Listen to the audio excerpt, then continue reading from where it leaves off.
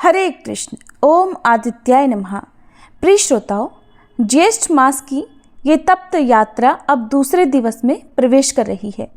कल आपने पहले दिन की कथा का श्रवण करके इस तपस्या के पथ पर पहला कदम बढ़ाया था और आज ये यात्रा आपको और गहराई में ले जा रही है। जैसे जैसे सूर्य की किरणें तेज होती जाती हैं, वैसे वैसे भक्त की श्रद्धा भी तप कर उज्जवल बनती है। ये मास केवल कथा सुनने का नहीं, भीतर की मलिनताओं को त्यागने का समय है। इसलिए जो भक्त इस मार्ग पर चल चुके हैं, उन्हें अब लौटना नहीं है। कथा रथ की ये यात्रा बीच में छोड़ना जैसे बीच नदी में नौका त्याग देना, ऐसा नहीं होना चाहिए। आज की कथा भी किसी साधक के जीवन को बदल सकती है, किसी हृदय में छुपी पीड़ा का समाधान बन सकती है। इसलिए मन, वचन और कर्म से जुड़िए इस दिन की कथा से, क्योंकि जब मन स्थिर होता है तभी तो भगवान का निवास होता है। आइए शुभारंभ करते हैं आज के महात्म्य का। देवी पार्वती ने भगवान शिव से पूछा, हे प्रभु, अन्य कृतघ्नों को जिस जिस फल की प्राप्ति होती है उसके विषय में उन वेद वेदांग के पारंगत विद्वानों ने क्या कहा? तब श्री महेश्वर बोले, प्रिय राजेंद्र, सुयज्ञ के प्रश्न करने पर उन सभी मुनियों में महान ऋषि नारायण ने प्रवचन देना आरंभ कर दिया। नारायण ने कहा, हे भूपाल, जो अपनी या दूसरों की दी हुई ब्राह्मण वृत्ति का अपहरण करता है उसे कृतघ्न समझना चाहिए। उसे जो फल मिलता है अब उससे भी सुनो।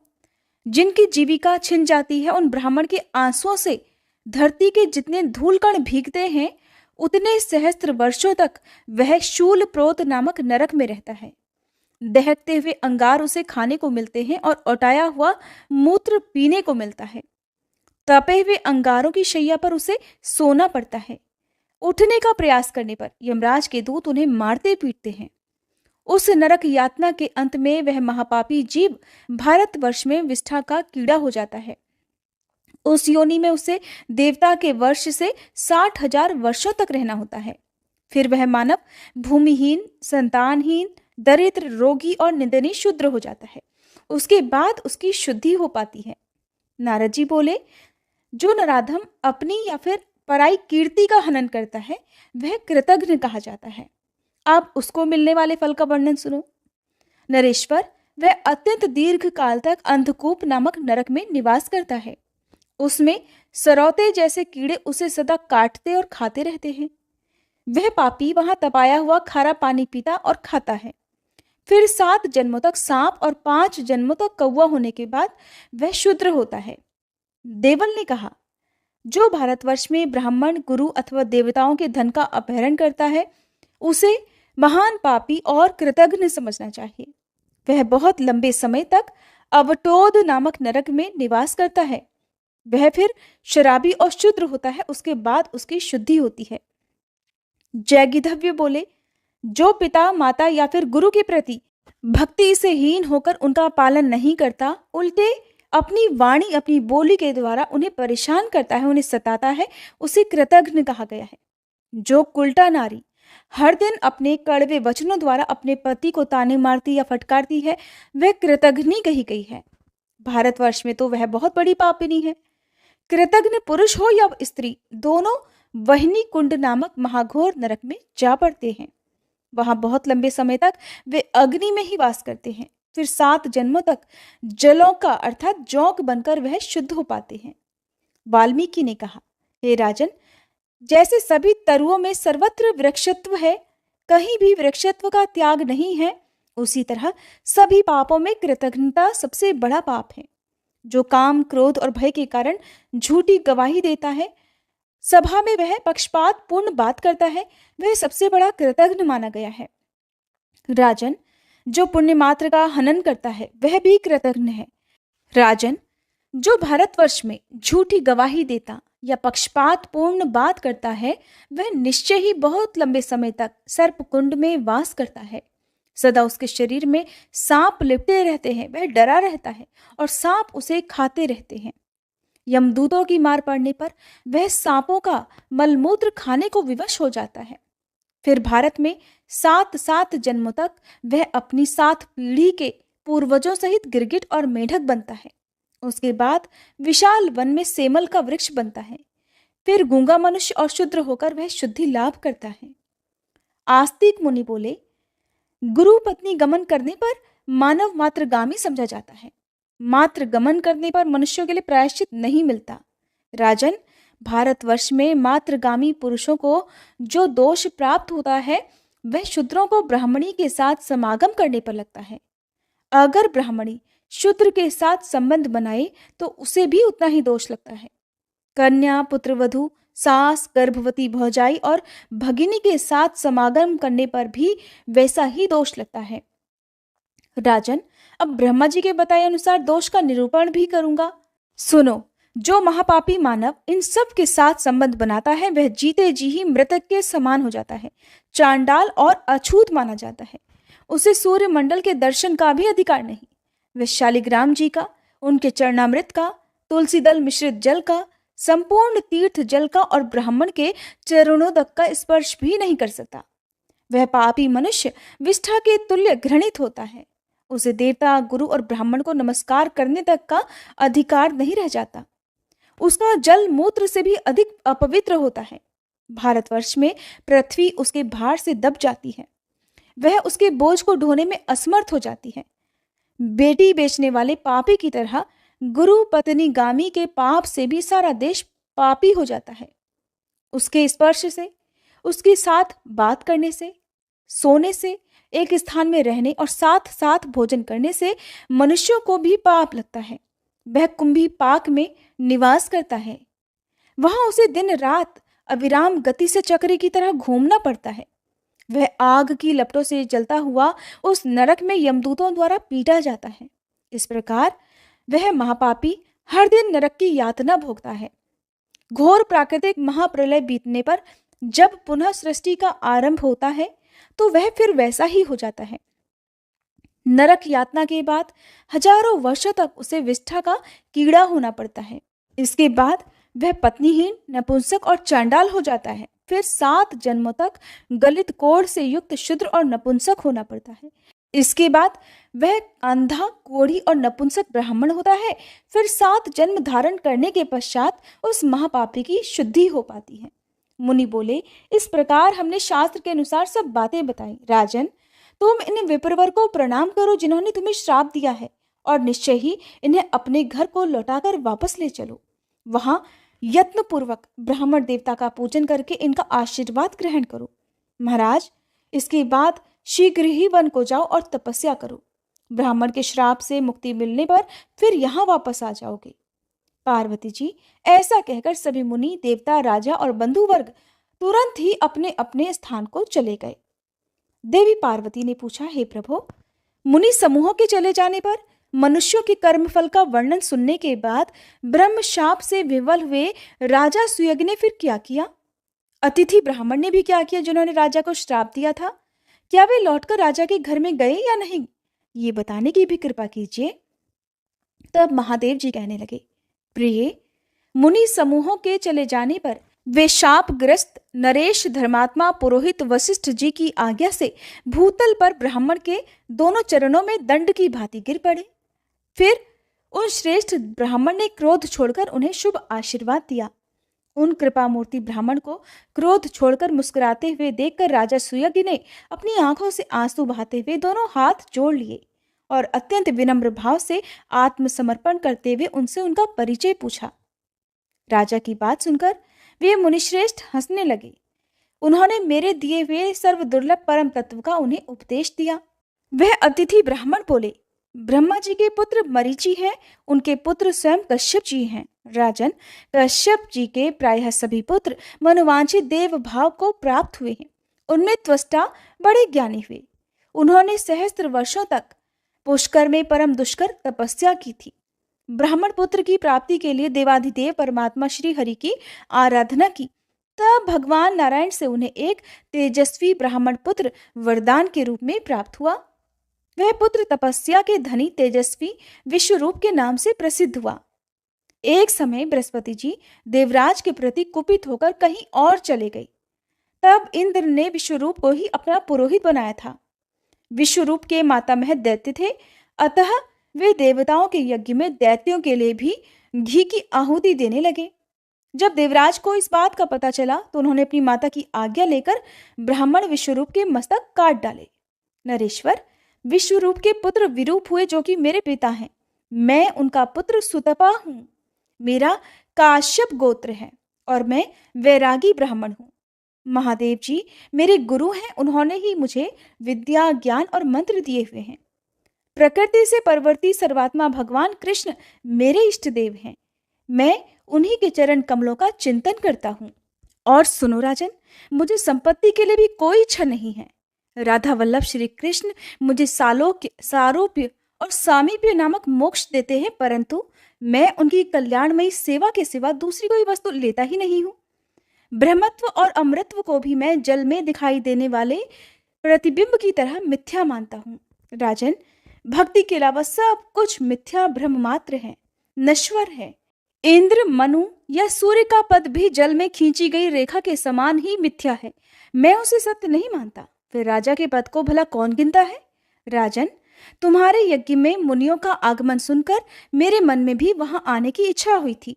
मैंने तुम्हें विष्णु भक्त की प्राप्ति कराने के लिए ही यहाँ पर आने का निश्चय किया था। इस समय मैंने तुम पर केवल अनुग्रह किया, तुम्हें शाप नहीं दिया। तुम एक भयानक गहरे भवसागर में गिर गए थे, मैंने तो बस तुम्हारा उद्धार किया है। केवल जल में तीर्थ ही तीर्थ नहीं है, भगवान के भक्त भी तीर्थ समान होते हैं। मिट्टी और पत्थर की प्रतिमा रूप देवता ही देवता नहीं है, भगवान के भक्त भी देवता होते हैं। जल में तीर्थ और मिट्टी पत्थर के देवता मनुष्य को दीर्घ काल में पवित्र करते हैं, बहुत देर से उनकी शुद्धि होती है, परंतु श्री कृष्ण भक्त दर्शन देने के साथ ही पवित्र कर देते हैं। राजन, निकलो इस घर से, दे दो राज अपने पुत्रों को। वत्स, अपनी साध्वी पत्नी की रक्षा का भार अपने बेटे को सौंपकर शीघ्र ही वन को चलो। राजन, ब्रह्मा जी से लेकर कीट पर्यंत सब कुछ मिथ्या ही है। जो सबके ईश्वर हैं उन परमात्मा राधा वल्लभ श्री कृष्ण का भजन करो, वे ध्यान से बड़ी आसानी से मिल जाएंगे। ब्रह्मा, विष्णु और शिव आदि के लिए भी उनकी आराधना बड़ी कठिन है। राजन, 7 स्वर्गलोक, 7 द्वीपों सहित पृथ्वी, पर्वत और समुद्रों सहित 7 पाताल, इन समस्त लोकों सहित जो ब्रह्मांड है वह अंडे के आकार में जल पर तैर रहा है। प्रत्येक ब्रह्मांड में ब्रह्मा, विष्णु और शिव आदि रहते हैं। देवता, मनुष्य, नाग, गंधर्व और राक्षस आदि निवास करते हैं। राजन, पाताल से लेकर ब्रह्मलोक तक जो अंड है यही ब्रह्मा जी का कृत्रिम ब्रह्मांड है। ये जल में शयन करने वाले शुद्र विराट विष्णु जी के नाभि कमल पर उसी तरह विराजमान है जैसे कमल की कर्णिका में बीज रहा करता है। इस प्रकार सुविस्तृत जल शैया पर शयन करने वाले वे प्राकृत महायोगी क्षुद्र विराट विष्णु भी प्रकृति से परवर्ती ईश्वर, सर्वात्मा, कालेश्वर श्री कृष्ण का ही ध्यान करते हैं। उनका आधार है महाविष्णु का विस्तृत रोमकूप। महाविष्णु के अनंत रोमकूपों में से प्रत्येक में ऐसे ऐसे ब्रह्मांड स्थित हैं। महाविष्णु के शरीर में असंख्य रोम हैं और उन रोमकूपों में असंख्य ब्रह्मांड हैं। ये सब परम दुर्लभ महाज्ञान तुम्हें बताया गया है। गुरुदेव शिव ने ये ज्ञान मुझे दिया था, इसे तो तुमने सुन लिया, अब और क्या सुनना चाहते हो? राजा सुयज्ञ ने कहा, हे प्रभु, आज मेरा जन्म सफल हो गया, मेरा जीवन सार्थक हो गया। मेरे लिए आपका शाप भक्ति का कारण होने से वरदान बन गया। समस्त मंगलों का भी मंगल करने वाली हरि भक्ति परम दुर्लभ है। हे विप्रवर, वेदों में जो 5 प्रकार की भक्ति बताई गई है वो भी इसके समान नहीं है। महामुने, परमात्मा श्री कृष्ण में जिस प्रकार भी मेरी भक्ति संभव हो सके वह उपाय कीजिए, क्योंकि वह सभी के लिए परम दुर्लभ है। केवल जल में तीर्थ ही तीर्थ नहीं है, मिट्टी और पत्थर की प्रतिमा रूप देवता ही देवता नहीं है। श्री कृष्ण भक्त ही मुख्य तीर्थ और देवता है। वे जल में तीर्थ और मिट्टी पत्थर के देवता दीर्घ काल में उपासक को पवित्र करते हैं, परंतु श्री कृष्ण भक्त दर्शन मात्र से ही पवित्र कर देते हैं। विप्रवर, आप वैष्णव हैं, अतः ब्राह्मणों में श्रेष्ठ हैं, साथ ही महान ज्ञान के श्रेष्ठ सागर हैं। मुने, आप जैसे शिव शिष्य महात्मा पुरुष को पाकर मैं भला किसी दूसरी शरण में क्यों जाऊं? महामुने, आपके श्राप से इस समय मैं गलित कुष्ठ का रोगी हो गया हूँ, अपवित्र हो गया हूँ और तप के अधिकार से वंचित हो गया हूँ। ऐसी दशा में मैं भला कैसे तपस्या करूं? सुतपा बोली, राजन, सनातनी विष्णु माया हरिभक्ति प्रदान करने वाली है। वह जिन लोगों पर कृपा करती है उन्हें भगवान की भक्ति देती है। माया जिन्हें मोहित करती है उन्हें हरि भक्ति नहीं देती, अपितु उनको नश्वर धन देकर ठग लेती है। इसलिए तुम प्राकृतिक गुणों से रहित कृष्ण प्रेममयी शक्ति और श्री कृष्ण के प्राणों की अधिष्ठात्री देवी श्री राधा की आराधना करो, जो संपूर्ण संपदाओं को देने वाली है। उनकी कृपा और सेवा से शीघ्र ही तुम गोलोक में चले जाओगे। वे सर्व आराध्य श्री कृष्ण से भी सेवित और पूजित हैं। निर्गुण परमात्मा श्री कृष्ण तो ध्यान से भी वश में न होने वाले और बड़े दुराराध्य हैं। उनकी सेवा करके भक्त जन बड़े लंबे समय तक उनकी सेवा करते हैं, अनेक जन्मों के बाद फिर गोलोक में जाते हैं। किंतु सर्वसम्मत स्वरूपिणी श्री राधा महाविष्णु की भी जननी है, कृपामयी है। इसलिए उनका दर्शन करके, उनकी भक्ति करके भक्तजन शीघ्र ही गोलोक में चले जाते हैं। तुम 1 सहस्त्र वर्षों तक ब्राह्मण का चरणोदक पीते रहो, इससे कामदेव के समान रूपवान और रोगहीन हो जाओगे। जब तक पृथ्वी ब्राह्मण के चरणोदक से भीगी रहती है, तब तक उस ब्राह्मण भक्त पुरुष के पितर कमल के पत्तों में जल पीते हैं। पृथ्वी पर जो जो तीर्थ हैं, वे सब समुद्र में भी हैं, और समुद्र में जो जो तीर्थ हैं, वो सब ब्राह्मण के चरणों में होते हैं। ब्राह्मण का चरणोदक पापों और रोगों का विनाश करने वाला है। वह संपूर्ण तीर्थों के जल के समान भोग और मोक्ष देने वाला और शुभ है। ब्राह्मण मनुष्य के रूप में साक्षात देवाधिदेव जनार्दन है। ब्राह्मण के दिए हुए पदार्थ को सभी देवता भोग लगाते हैं। ऐसा कहकर ब्राह्मण सुतपा सुयज्ञ के सत्कार को ग्रहण करके अपने घर को चले गए। जाते जाते वो ये कह गए कि मैं 1 वर्ष के बाद फिर आऊंगा। हे शिवे, राजा प्रतिदिन भक्तिभाव से अब ब्राह्मण के चरणोदक का पान करने लगे। उन्होंने 1 वर्ष तक ब्राह्मणों की पूजा की और उन्हें भोजन कराया। वर्ष बीतते बीतते राजा रोग व्याधि से मुक्त हो गए। फिर कश्यप कुल के अग्रणी मुनिश्रेष्ठ सुतपा वहां आए। उन्होंने श्री राधा की पूजा के विधान, स्तोत्र, कवच, मंत्र और साम वेदोक्त ध्यान का राजा सुयज्ञ को उपदेश दिया और कहा, राजन, शीघ्र ही घर छोड़कर निकल जाओ। ऐसा कहकर मुनि तो तपस्या के लिए चले गए और राजा तुरंत ही घर छोड़कर दुर्गम वन को चल दिए। राजा की चारों रानियों ने प्राण त्याग दिए और उनका पुत्र राजा हुआ। राजा सुयज्ञ ने फिर पुष्कर में जाकर बड़ी कठिन तपस्या की। उन्होंने 100 दिव्य वर्षों तक श्री राधा के उत्कृष्ट मंत्र का जप किया। तब उन्होंने आकाश में रथ पर बैठी हुई परमेश्वरी श्री राधा रानी के दर्शन किए। उनके दर्शन मात्र से ही राजा के सारे पाप ताप दूर हो गए। उन्होंने फिर मनुष्य देह को त्याग दिया और दिव्य रूप धारण कर लिया। देवी श्री राधा उस रत्नेंद्र निर्मित विमान द्वारा राजा को साथ में गोलोक में लेकर चली गई। राजा ने विरजा नदी और मनोहर शतशृंग पर्वत से घिरे हुए श्री वृंदावन से युक्त और रास मंडल से मंडित गोलोक का फिर दर्शन किया। अब उस धाम के बारे में भी सुनिए। वह धाम गौओं, गोपियों और गोप समूहों से सेवित, रत्नेंद्र सार से निर्मित और अत्यंत मनोहर भवनों द्वारा सुशोभित हो रहा था। तरह तरह के चित्र विचित्र दृश्य उसकी शोभा बढ़ा रहे थे और वह कल्प वृक्ष युक्त 37 उपवनों से अर्थात बगीचों से शोभायमान था। उन बगीचों में पारिजात के वृक्ष भी भरे हुए थे। सारा गोलोक कामधेनुओं से भरा हुआ था। आकाश की तरह विपुल विस्तार से युक्त और चंद्रमंडल के समान गोलाकार था। बैकुंठ से 50 करोड़ योजन ऊपर वह शून्य में बिना किसी आधार के स्थित है और भगवान की इच्छा से ही सुस्थिर है। आत्म प्रकाश के समान नित्य है और हम लोगों के लिए भी परम दुर्लभ है। मैं नारायण, अनंत, ब्रह्मा, विष्णु, महाविराट, धर्म, क्षुद्र, विराट, गंगा, लक्ष्मी, सरस्वती, तुम अर्थात पार्वती जी, विष्णु माया, सावित्री, तुलसी, गणेश, सनत कुमार, अग्नि और कृष्ण मंत्रों के उपासक और भारतीय वैष्णव, इन सब ने ही गोलोक को देखा है, बल्कि दूसरों ने इसे कभी नहीं देखा।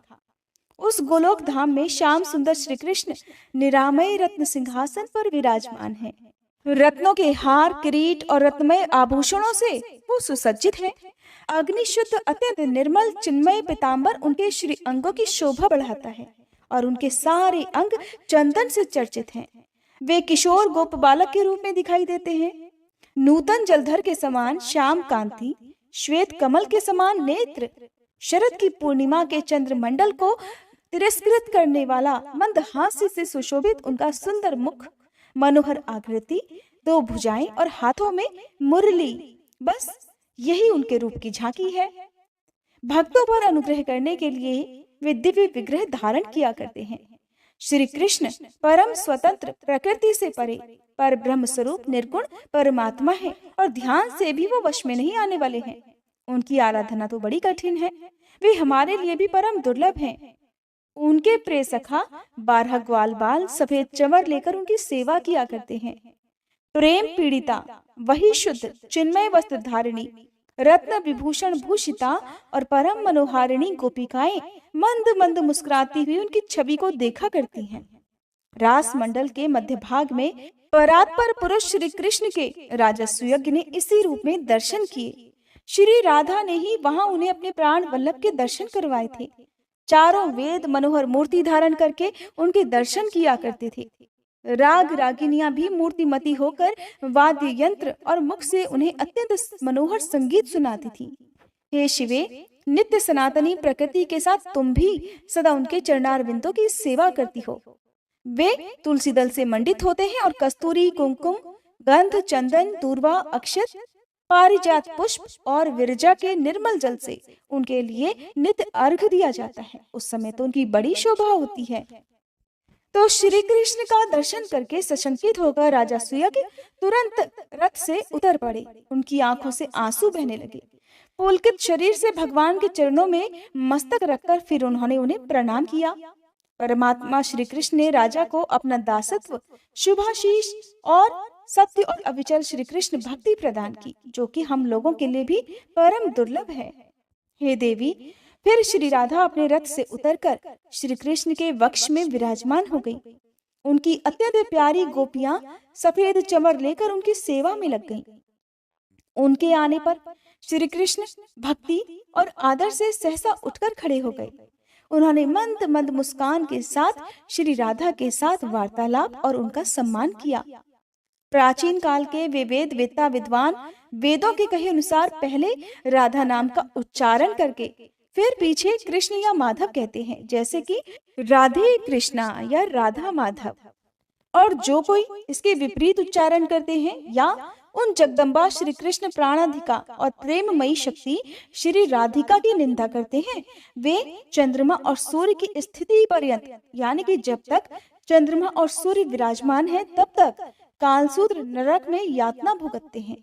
फिर 100 वर्षों तक स्त्री पुत्र से रहित और रोगी रहते हैं। हे दुर्गे, इस प्रकार मैंने परम उत्तम राधिका ख्यान का वर्णन किया है। वह सती, भगवती, वैष्णवी, सनातनी, नारायणी, विष्णु माया, मूल प्रकृति और ईश्वरी नाम धारण करने वाली तुम ही हो। माया का आश्रय लेकर मुझसे पूछ रही हो? तुम स्वयं ही सर्वज्ञा, सर्वरूपिणी, स्त्री जाति की आदि देवी और पूर्व जन्मों की बातों को याद रखने वाली श्रेष्ठ पराशक्ति हो। राधिका की कथा तो मैंने सुना दी, अब और क्या सुनना चाहती हो देवी? तब देवी पार्वती ने पूछा, हे भगवान, आप पुरुषों के ईश्वर श्री कृष्ण के मंत्र होते हुए उन वैष्णव नरेश सुयज्ञ ने राधा का मंत्र क्यों ग्रहण किया? मुनि सुतपा ने राजा को श्री राधा की पूजा का कौन सा विधान बताया और किस ध्यान, किस स्तोत्र, किस कवच और किस मंत्र का उपदेश दिया? श्री राधा की पूजा विधि क्या है, ये सब बातें भी बताइए। तब श्री महादेव बोले, हे प्रिय, राजा ने यही प्रश्न किया था कि हे विप्र, हे मुने, मैं किसका भजन करूं, किसकी आराधना से शीघ्र गोलोक को प्राप्त कर लूंगा। तब उनके ऐसा कहने पर ब्राह्मण शिरोमणि ने राजा सुयज्ञ से कहा, महाराज, श्री कृष्ण की सेवा से उनके लोक को तुम बहुत जन्मों में प्राप्त करोगे। इसलिए उनके प्राणों की अधिष्ठात्री देवी परात्पर स्वरूपा श्री राधा का भजन करो। वे कृपामयी हैं। उनके प्रसाद से, उनकी कृपा से साधक शीघ्र ही उनके धाम को प्राप्त कर लेता है। ऐसा कहकर मुनि ने उन्हें राधा के इस षडाक्षर मंत्र का उपदेश दिया। वह मंत्र इस प्रकार है, ओम राधाय स्वाहा। इसके बाद प्राणायाम, भूत शुद्धि, मंत्र न्यास, कर न्यास, अंगन्यास उनके सर्व दुर्लभ ध्यान, स्तोत्र और कवच की भक्ति भाव से राजा को शिक्षा दी। राजा ने फिर उसी क्रम से उस मंत्र का जप किया। साथ ही श्री कृष्ण ने पूर्व काल में जिस ध्यान के द्वारा श्री राधा रानी का चिंतन और पूजन किया था, उसी सामवेदोक्त ध्यान के अनुसार उनके स्वरूप का चिंतन भी किया। वह ध्यान मंगलों के लिए भी मंगलकारी है। अब श्री महादेव जी देवी पार्वती को राधा रानी के ध्यान के बारे में बता रहे हैं। महादेव जी कहते हैं, श्री राधा की अंग कांति श्वेत चंपा के समान गौर है। वे अपने अंगों में करोड़ों चंद्रमाओं के समान मनोहर कांति धारण करती हैं। उनका मुख शरद ऋतु की पूर्णिमा के चंद्रमा को लज्जित करता है। दोनों नेत्र शरद काल के प्रफुल्ल कमलों की शोभा को भी छीने लेते हैं। उनके होठ पके हुए अनार की लाली को धारण करते हैं। वे श्रेष्ठ सुंदरी हैं। मुक्ता की पंक्तियों को तिरस्कृत करने वाली दंत पंक्ति उनके मुख की मनोहरता को बढ़ाती है। उनके सुंदर मुख पर सदा मुस्कान जनित प्रसन्नता खेलती रहती है। वे अपने भक्तों पर कृपा करने के लिए बड़ी व्याकुल रहती हैं। अग्निशुद्ध चिन्मय वस्त्र उनके श्री अंगों को ढके रहते हैं। वे रत्नों के हार से सुसज्जित रहती हैं। रत्नमय केयूर और कंगन धारण करती हैं। रत्नों के ही बने हुए मंजीर उनके पैरों की शोभा बढ़ाते हैं। रत्न निर्मित विचित्र कुंडल उनके दोनों कानों की श्री वृद्धि करते हैं। सूर्य प्रभा की प्रतिमा रूप कपोल अर्थात गाल युगल से वे सुशोभित होती हैं। अमूल्य रत्नों के बने हुए कंठहार उनकी गर्दन को विभूषित करते हैं। उत्तम रत्नों के सार तत्व से निर्मित किरीट मुकुट उनकी उज्ज्वलता को जागृत किए रहते हैं। रत्नों की अंगूठी और चेन या पासा आदि उनकी शोभा बढ़ाते हैं। वे मालती के पुष्पों और हारों से अलंकृत केश पाश धारण करती हैं। वे रूप की अधिष्ठात्री देवी हैं और गजराज की तरह मंद गति से चला करती हैं। जो उन्हें अत्यंत प्यारी हैं, ऐसी गोप किशोरियां श्वेत चंवर लेकर उनकी सेवा किया करती हैं। कस्तूरी की बेंदी, चंदन के बिंदु और सिंदूर की टीकी से उनके मनोहर सीमंत का निम्न भाग अर्थात उनका मस्तक अत्यंत उद्दीप्त दिखाई देता है। रास में रासेश्वर के सहित विराजित रासेश्वरी राधा जी का मैं भजन करता हूँ। इस प्रकार ध्यान कर मस्तक पर पुष्प अर्पित करके पुनः जगदम्बा श्री राधा का चिंतन करें और उन्हें फूल चढ़ाएं। फिर से ध्यान के बाद 16 उपचार अर्पित करें, जिन्हें हम षोडशोपचार विधि भी कहते हैं, जिसमें आपको किन किन बातों का ध्यान रखना है ध्यान पूर्वक सुनिएगा। आसन, वसन, पाद्य, अर्घ, गंध, अनुलेपन, धूप, दीप, सुंदर पुष्प, स्नानी अर्थात उन्हें स्नान कराना, रत्न भूषण, विविध नैवेद्य, सुवासित तांबूल अर्थात पान, जल, मधुपर्क, रत्नमयी शैया, ये 16 उपचार राधा रानी के बताए गए हैं। राजा ने इनमें से प्रत्येक को वेद मंत्र के उच्चारण पूर्वक भक्ति भाव से राधा रानी को अर्पित किया। हे शिवे, इन उपचारों के समर्पण के लिए जो सर्वसम्मत मंत्र हैं, अब उन्हें भी सुनो। श्री राधा रानी को आसन अर्पित करते समय इस मंत्र का जाप करना चाहिए। रत्न सार विकारम च निर्मितम विश्वकर्मणा वरम सिंहासनम रम्यम राधे पूजा सुकृहताम अर्थात हे राधे, पूजा के अवसर पर विश्वकर्मा जी द्वारा रचित रमणी श्रेष्ठ सिंहासन जो रत्नसार का बना हुआ है, उसे ग्रहण कीजिए। वस्त्र अर्पित करते समय कहें, हे देवी, बहुमूल्य रत्नों से जड़ित सूक्ष्म वस्त्र जिसका मूल्य आंका नहीं जा सकता, आपकी सेवा में प्रस्तुत है। यह अग्नि से शुद्ध किया गया, चिन्मय और स्वभावतः निर्मल है, इसे स्वीकार कीजिए। देवी को पाद्य अर्पित करते हुए कहें, हे राधे, उत्तम रत्नसार द्वारा निर्मित पात्र में संपूर्ण तीर्थों का जल आपकी सेवा में अर्पित किया गया है। आपके दोनों चरणों को पखारने के लिए ये पाद्य जल है, इसे ग्रहण कीजिए। अर्थात जो राधा रानी के चरणों को धुला जाता है जिस जल से, उसे पाद्य कहते हैं।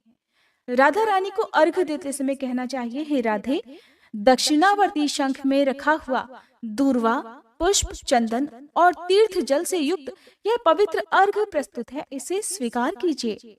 राधा रानी को गंध अर्थात धूप, दीप आदि अर्पित करते हुए कहना चाहिए, हे राधे, पार्थिव द्रव्यों से संभूत अत्यंत सुगंधित मंगलोपयोगी और पवित्र गंध मुझसे ग्रहण कीजिए। गंध में आप इत्र भी राधा रानी को अर्पित करें। अनुलेपन अर्थात चंदन अर्पित करते समय इस प्रकार कहें, हे देवेश्वरी, कस्तूरी, कुमकुम और सुगंध से युक्त यह सुगंधित चंदन चूर्ण अनुलेपन के रूप में आपके सामने प्रस्तुत है, इसे स्वीकार कीजिए। धूप अर्पित करते समय कहें, हे देवी, वृक्ष की गोंद अर्थात गुग्गल और पार्थिव द्रव्यों से संयुक्त यह धूप प्रज्वलित अग्निशिखा से निर्गत धूम के रूप में प्रस्तुत है, मेरी इस प्रिय वस्तु को स्वीकार कीजिए। श्री राधे को दीप अर्पित करते समय कहें, हे परमेश्वरी, अमूल्य रत्नों का बना हुआ यह परम उज्जवल शोभाशाली रत्न द्वीप अंधकार को दूर करने वाला है, भय को दूर करने वाला है, इसे स्वीकार कीजिए। श्री राधे को पुष्प अर्पित करते समय कहें, हे परमेश्वरी, गंध और चंदन से चर्चित अत्यंत शोभायमान यह रमणीय पारिजात पुष्प ग्रहण कीजिए। देवी को स्नान कराते समय कहें, हे देवी, विष्णु तैल से युक्त यह अत्यंत मनोहर और सुगंधित आंवले का चूर्ण सेवा में प्रस्तुत है, इस स्नानोपयोगी वस्तु को आप स्वीकार कीजिए। अर्थात राधा रानी को स्नान कराते समय उस जल में आंवले का चूर्ण मिलाकर स्नान कराना चाहिए। श्री राधा रानी को आभूषण अर्पित करते समय कहें, हे राधे, अमूल्य रत्नों के बने हुए केयूर, कंगन आदि आभूषणों को और परम शोभाशाली शंख की चूड़ियों को आप मेरी ओर से ग्रहण कीजिए। नैवेद्य अर्पित करते समय कहें, हे देवी, देश काल के अनुसार उपलब्ध हुए पके हुए फल और लड्डू आदि उत्तम मिष्ठान नैवेद्य के रूप में प्रस्तुत किया गया है, इसे स्वीकार कीजिए। जल और पान अर्पित करते समय कहें, हे देवी, कपूर आदि से सुवासित सभी भोगों से उत्कृष्ट रमणीय और सुंदर तांबूल तथा स्वादिष्ट जल ग्रहण कीजिए। 14वां है मधुपर्क।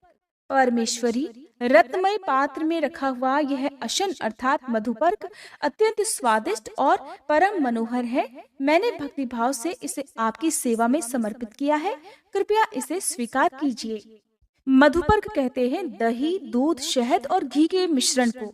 16वें उपचार में श्री राधा को शैया अर्पित करते समय कहें, हे देवी, श्रेष्ठ रत्नों के सार भाग से निर्मित अग्नि शुद्ध निर्मल वस्त्र से ढका हुआ और पुष्प और चंदन से चर्चित यह शैया आपके सामने प्रस्तुत है, इसे ग्रहण कीजिए। इस प्रकार देवी श्री राधा का सम्यक पूजन करने के लिए उनके लिए 3 बार पुष्प अंजलि दें और देवी की 8 नायिकाओं का, जो उनकी सबसे प्रिय परिचारिकाएं हैं, जो लगातार सच्चे मन से उनकी सेवा करके उनके साथ रहती हैं, उनका भी यत्न पूर्वक भक्ति भाव से षोडशोपचार विधि से पूजन करें। प्रिय, उनके पूजन का क्रम पूर्व आदि से आरंभ करके दक्षिणावर्त बताया गया है। पूर्व दिशा में मालावती, अग्नि कोण में माधवी, दक्षिण में रत्नमाला, नैऋत्य कोण में सुशीला, पश्चिम में शशिकला, वायव्य कोण में पारिजाता, उत्तर में पद्मावती और ईशान कोण में सुंदरी की पूजा करें। और ये देवी की 8 प्रिय परिचारिकाएं हैं। व्रती पुरुष व्रत काल में जूही, मालती और कमलों की माला चढ़ाएं, फिर साम वेदोक्त रीति से परिहार नामक स्तुति करें। अब आप सभी भी मेरे साथ ही श्री राधा रानी की सच्चे मन से स्तुति कीजिए। मेरे साथ दोहराइए, हे राधे रानी, आप देवी हो, जगत जननी सनातनी विष्णु माया हो, श्री कृष्ण के प्राणों की अधिष्ठात्री देवी और उन्हें प्राणों से भी अधिक प्यारी हो, शुभ स्वरूपा हो, कृष्ण प्रेममयी शक्ति और श्री कृष्ण सौभाग्य रूपिणी हो, श्री कृष्ण की भक्ति प्रदान करने वाली मंगलदायिनी राधे, आपको नमस्कार है। आज मेरा जन्म सफल है, आज मेरा जीवन सार्थक हुआ, क्योंकि श्री कृष्ण ने जिसकी पूजा की है वही देवी आज मेरे द्वारा पूजित हुई हैं। श्री कृष्ण के वक्ष स्थल में जो सर्व सौभाग्यशालिनी राधा हैं, वे ही रास मंडल में रासेश्वरी, वृंदावन में वृंदा, गोलोक में कृष्ण प्रिया, तुलसी कानन में तुलसी, कृष्ण संग में चंपावती, चंपक कानन में क्रीड़ा, चंद्रवन में चंद्रावली, शतशृंग पर्वत पर सती, विरजा तटवर्ती कानन में विरजापद हंत्री, पद्मवन में पद्मावती, संपूर्ण स्वर्ग में देव दुख विनाशिनी, स्वर्ग लक्ष्मी और शंकर जी के वक्ष स्थल पर सनातनी विष्णु माया दुर्गा है। और जो काम्यक वन में काम्या, बैकुंठ में महालक्ष्मी, नारायण के हृदय में वाणी, क्षीर सागर में सिंधु कन्या और मर्त्यलोक में हरिप्रिया लक्ष्मी है, वही अपनी कला द्वारा वेद माता सावित्री होकर ब्रह्म वक्ष में विलास करती हैं। हे देवी राधे, आप ही अपनी कला से धर्म की पत्नी और मुनि नर नारायण की जननी हो। आप ही अपनी कला द्वारा तुलसी और भुवन पावनी गंगा हो। गोपियां तो आपके रोमकूप से प्रकट हुई हैं। रोहिणी और रति आपकी कला की अंश स्वरूपा हैं। शतरूपा, शची और दिति आपकी कला की कलांश रूपिणी हैं। देव माता हरिप्रिया अदिति आपकी कलांश रूपा है। हे शुभे, देवांगनाएं और मनुपत्नियां आपकी कला से प्रकट हुई हैं। हे कृष्ण पूजिते, आप मुझे श्री कृष्ण की भक्ति और श्री कृष्ण का दास्य प्रदान कीजिए। इस प्रकार परिहार और स्तुति करके श्री राधा का कवच का पाठ करें। यह प्राचीन शुभ स्तोत्र श्री हरि की भक्ति और दास्य प्रदान करने वाला है। इस प्रकार जो प्रतिदिन श्री राधा की पूजा करता है, वह भारतवर्ष में साक्षात श्री हरि के समान हो जाता है, जीवन मुक्त और पवित्र है। उसे निश्चय ही गोलोक धाम की प्राप्ति होती है। हे शिवे, जो प्रतिवर्ष कार्तिक की पूर्णिमा को इसी क्रम से श्री राधा की पूजा करता है, वह राजसूय यज्ञ के फल का भागी हो जाता है। इस लोक में उत्तम ऐश्वर्य से संपन्न और पुण्यवान हो जाता है और अंत में सभी पापों से मुक्त होकर श्री कृष्ण के धाम में जाता है। हे पार्वती, आदिकाल में पहले श्री कृष्ण ने इसी क्रम से वृंदावन के रास मंडल में श्री राधा की स्तुति और पूजा की थी।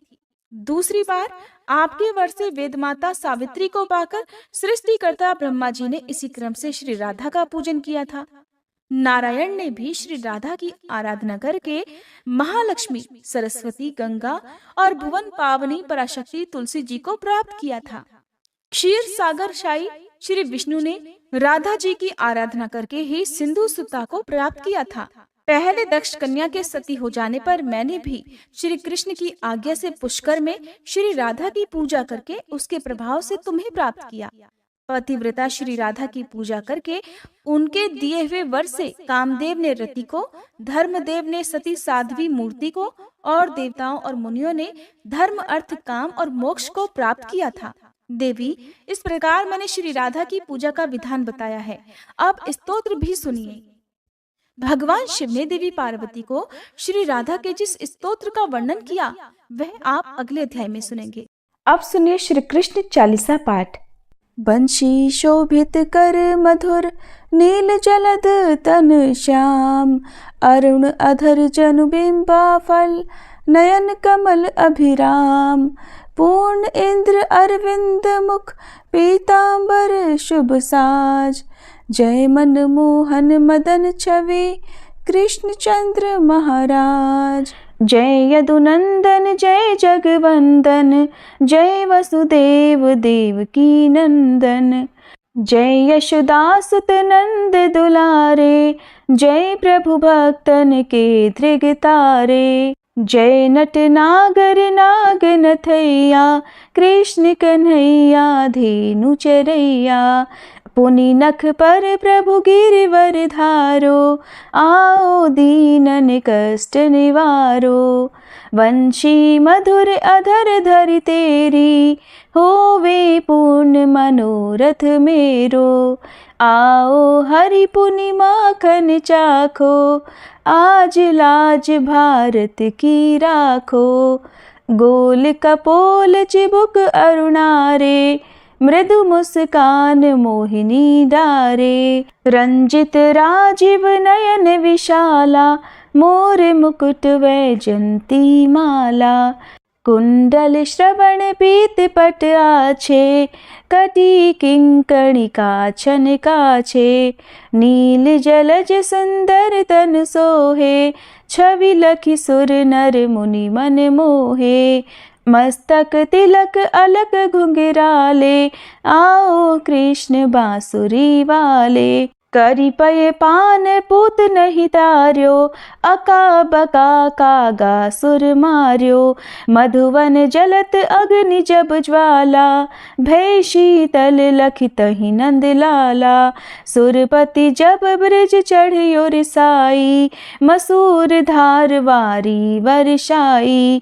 लगत लगत ब्रज चहन बहायो, गोवर्धन नखधारी बचायो। लखिय सुदा मन भ्रम अधिकाई, मुख मह 14 भुवन दिखाई। दुष्ट कंस अति उधम मचायो, कोटि कमल जब फूल मंगायो। नाथी काली यही तब तुम लीन्हे, चरण चिन्ह दे निर्भय कीन्हे। करी गोपिन संग रास विलासा, सबकी पूरन करी अभिलाषा। केतिक मह असुर संग हार्यो, कंस ही केस पकड़ दे मार्यो। मात पिता की बंदी छुड़ाई, उगर सेन कह राज दिलाई। मही से मृतक 6 सुत लायो, मातु देव की शोक मिटायो। भौमासुर मुर दैत्य संहारो, लाए 18 सहस कुमारो। दे भी नहीं तृण चीर संहारा, जरा सिंधु राक्षस कह मारा। असुर बकासुर आदिक मार्यो, भक्तन के तब कष्ट निवार्यो। दीन सुदामा के दुख टार्यो, तंदुल 3 मूठ मुख डार्यो। प्रेम के साग विदुर घर मांगे, दुर्योधन के मेवा त्यागे। लखी प्रेम की महिमा भारी, ऐसे श्याम दीन हितकारी। भारत के पारथ रथ हाके, लिए चक्र कर नहीं बल ताके। निज गीता के ज्ञान सुनाए, भक्तन हृदय सुधा वर्षाए। मीरा थी ऐसी मत वाली, विष पी गई बजा कर ताली। राना भेजा सांप पिटारी, शालिग्राम बने बनवारी। निज माया तुम विधि ही दिखायो, उरते संशय सकल मिटायो। तब शत निंदा करी तत्काला, जीवन मुक्त भयो शिशुपाला। जब ही द्रौपदी टेर लगाई, दीनानाथ लाज अब जाई। तुरत ही वसन बने नंदलाला, बढ़े चीर भय अरि मुँह काला। असनाथ के नाथ कन्हैया, डूबत भंवर बचावत नैया। सुंदर दास आस उरधारी, दया दृष्टि की जय बनवारी। नाथ सकल मम कुमति निवारो, क्षमहु बेगी अपराध हमारो। खोलो पट अब दर्शन दीजे, बोलो कृष्ण कन्हैया की जय। बोलो कृष्ण कन्हैया की जय, बोलो कृष्ण कन्हैया की जय। ये 40 कृष्ण का पाठ करे उरधारी, अष्ट सिद्धि नवनिधि फल लहे पदार्थ चारी। बोलो श्री कृष्ण भगवान की जय।